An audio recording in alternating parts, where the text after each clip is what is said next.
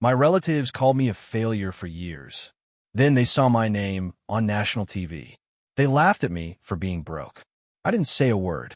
Here's what I did instead. There's this story that someone sent me the other day, and man, it stuck with me. It's one of those real-life tales that feels like it could be anyone's if life kicks you hard enough. Let me tell it to you the way it came to me, about this guy Ray Yan and how his relatives turned their backs on him when he was down, only for everything to flip later. I'll walk you through it just like he lived it. You know, that heavy silence after a public humiliation?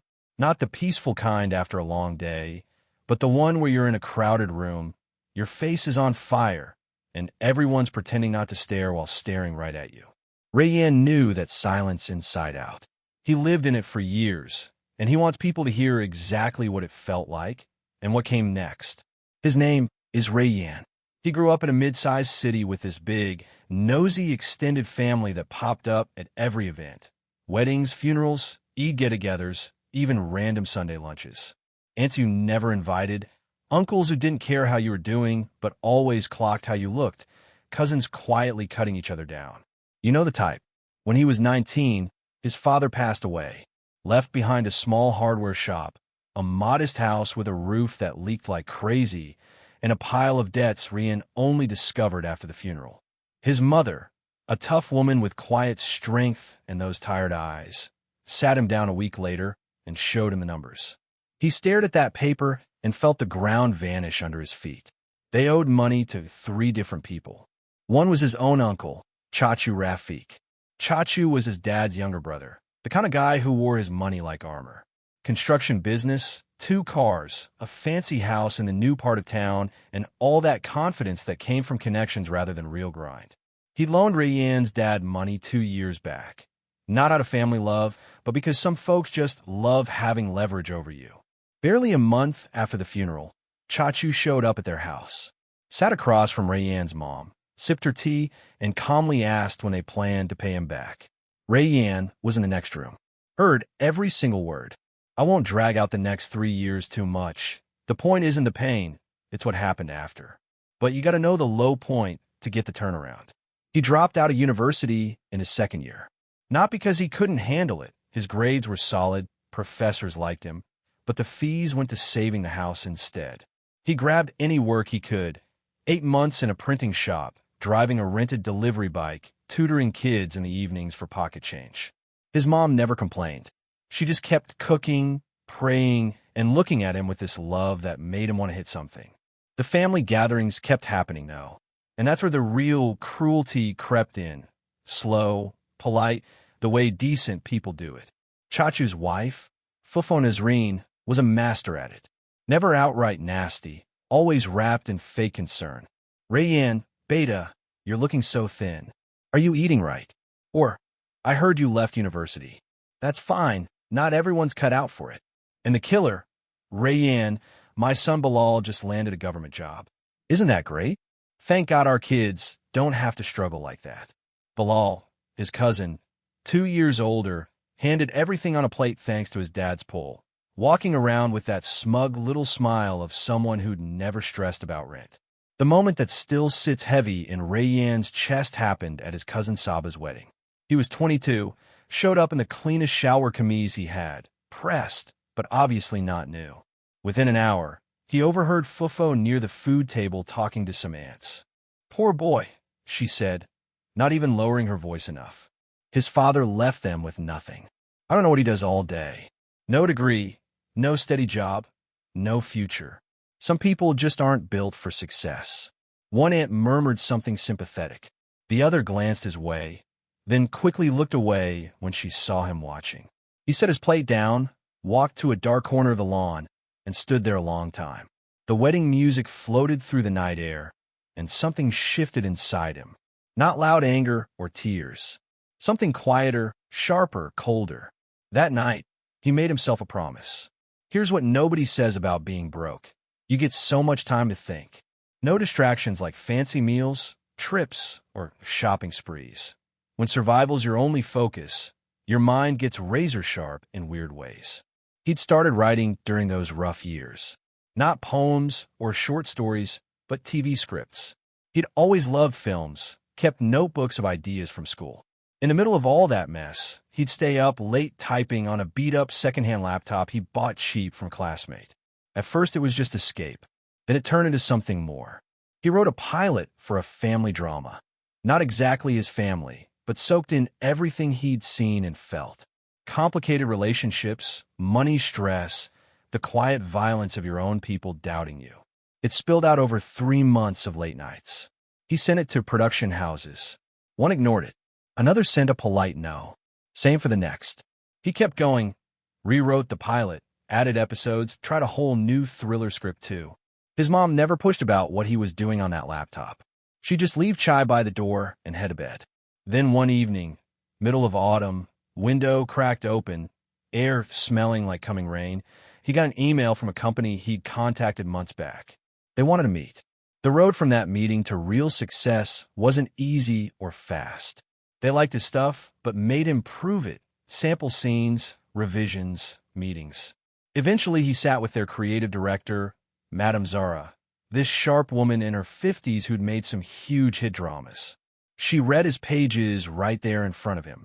Those 15 minutes felt endless. Then she looked up and said, plain as day, "This is real.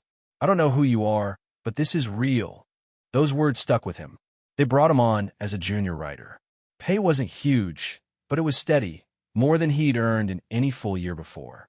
He cleared the last of his dad's debts in the second month. Fixed the roof in the third. Didn't breathe a word to the family. Just kept his head down and wrote. 6 months in, the senior writer got sick and stepped back. Madame Zara called him in. "I need you to take the lead." He was 24, scared out of his mind. But he said yes. The show was called Ongen Ka Saya, about a big family full of secrets, money fights, class clashes, and the nasty ways people hurt each other when they think they're entitled. He poured every late night, every invisible moment, every chai his mom left into it. They filmed for 5 months. He was on set constantly, tweaking scenes, rewriting lines on the fly. Lost weight, skipped meals.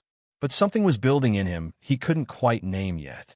The night before it aired, he sat in his mom's kitchen, the same old one, roof finally solid, and couldn't sleep. Just thinking about all the ways those years could have gone worse. It aired Wednesday at 8. He watched on that same old laptop. Didn't realize it was hitting until messages poured in. His mom started getting calls, people asking if this was their Ray Yan. An old teacher reached out. A cousin he hadn't talked to in ages texted. Ratings were strong from episode 1. By 3, industry buzz started. By 5, a TV journalist name-dropped the show and his name. By 8, there was his name on a channel promo, story, and screenplay. He stared at those words for ages. Then his phone rang. A number he knew but hadn't dialed in years. Fufo Nazreen. She came on all sweet. "Rayan Beta, how are you? Been too long. I was telling your Chachu we should have you over for dinner. And I saw. Are you the one who wrote that drama everyone's watching, Ongen Ka Saya? My niece is hooked." He let her run through the whole act. Felt strangely calm, not the explosion he'd expected. Just still. "I'm doing well, Fufo," he said. "How's Bilal?" Pause. "He's fine. Government job, steady." "He's good." Rayyan cut in. "Send him my salam." Polite, short, and he ended the call after a few minutes. No dinner plans.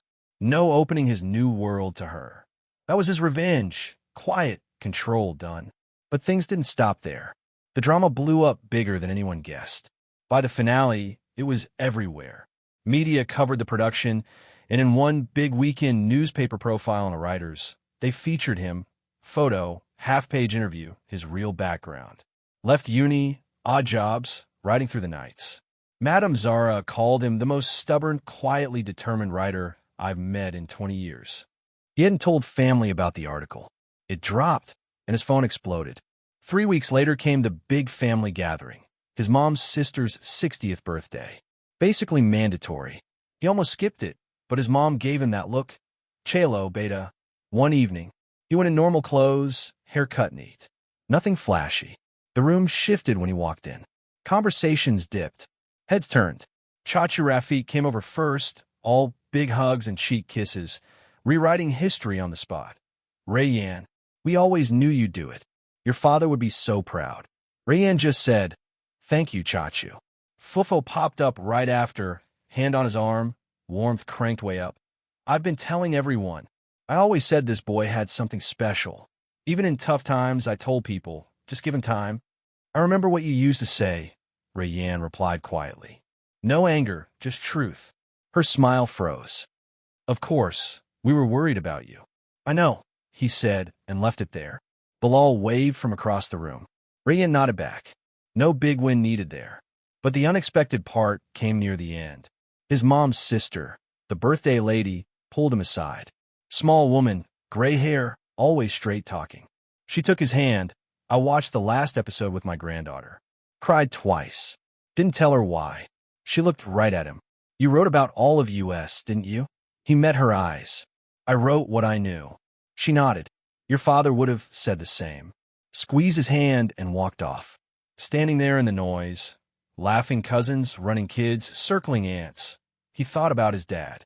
Not the debts or the shop, but the way he'd hum reading the paper, the warm hand on his shoulder as a kid. He'd turned all that doubt into fuel. And the real win wasn't them seeing his name. It was his mom sleeping easy, no more leaks, knowing he'd kept pushing when nobody in that room bet on him. Chachu called months later about some business idea, wanted connections. Rayanne heard him out, then gently said he was busy with the next project. Never called back. Just a quiet door closing. Now, the second show's in production, bigger, with him leading from the start. Small office, good pay, junior writers looking up to him. His mom has a fresh kitchen, solid roof, and she's sleeping through the nights again. She mentioned it casually over breakfast, the way she does with the big stuff. Sometimes when he's stuck on a scene, he remembers that dark wedding lawn, the music, the plate he set down. And he picks up the pen. If anyone's ever told you you're not built for it, that your situation's your limit, listen. The folks who said it to him are still stuck in the same loops. He sat in the dark that night and decided to build something anyway. That's the whole thing. Keep building. What a story, right? The kind that makes you think about your own quiet battles.